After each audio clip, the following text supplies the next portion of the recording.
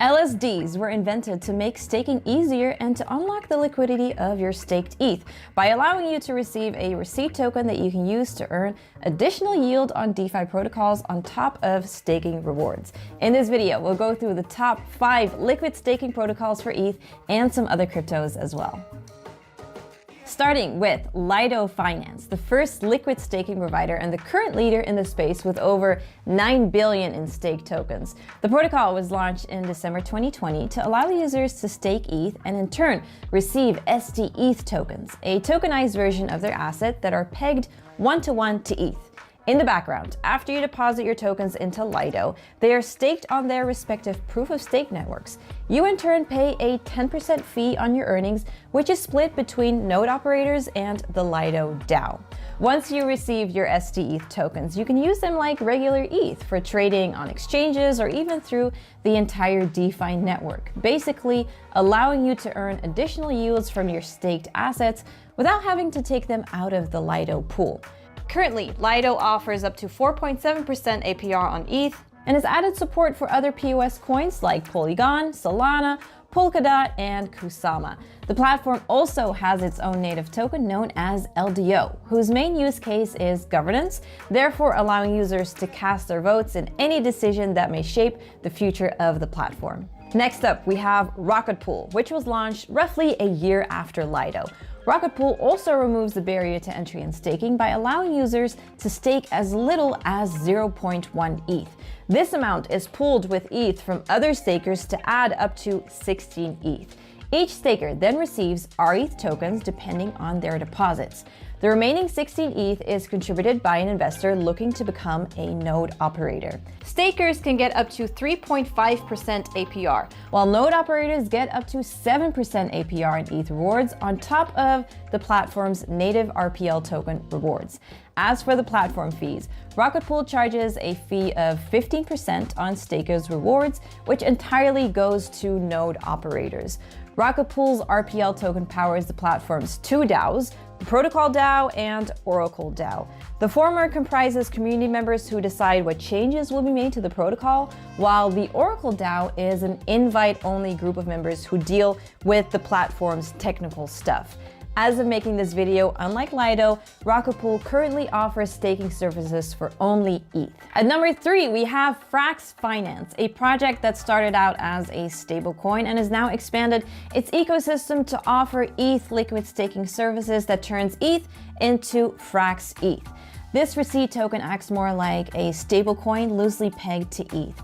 Users then have 2 options. They can either use their Frax ETH to provide liquidity on the ETH/Frax ETH pool on Curve and benefit from the yield farming opportunities from the Curve and Convex ecosystem, or stake their Frax ETH to receive staked Frax ETH or sFrax ETH, which is the token that accrues staking yield. Currently, the APR for sFrax ETH is at 5.6%, while the APR for providing liquidity in the Frax ETH/ETH pool stands at 7.2%, which is notably higher than other LSD platforms. Frax can pull this off as it benefits from large quantity of CRV and CBX held in its treasury, giving them higher bribing power to vote for higher incentives in the form of Curve, Convex, and Frax tokens to be directed to their Frax ETH/ETH pool, which is how Frax ETH holders can earn higher yields by being liquidity providers. Currently, the protocol only supports the staking of ETH. At number 4, we have Stakewise, another LSD platform with a multi-token model. Launched in early 2021, Stakewise allows you to deposit any amount of ETH into their pool to receive an equal amount of staking ETH, whose token is called sETH2.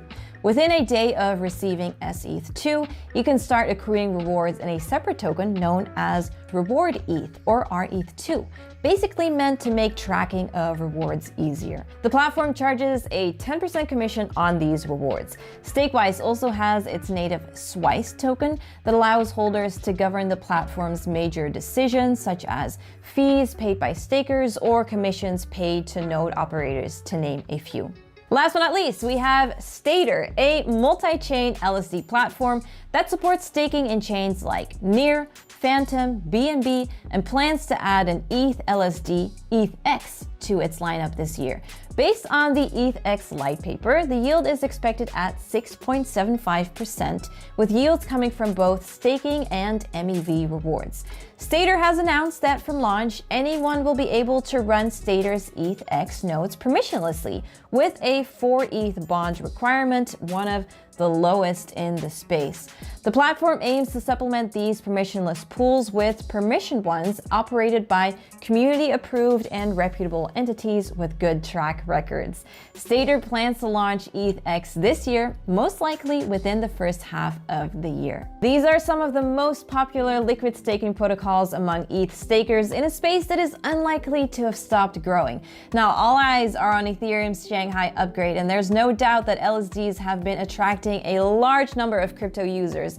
Lido overtaking DeFi's long-reigning leader in terms of TVL, MakerDAO, as the largest DeFi protocol is proof enough. So, do you think that the LSD narrative is here to stay, or is it just hype? Well, let us know in the comments.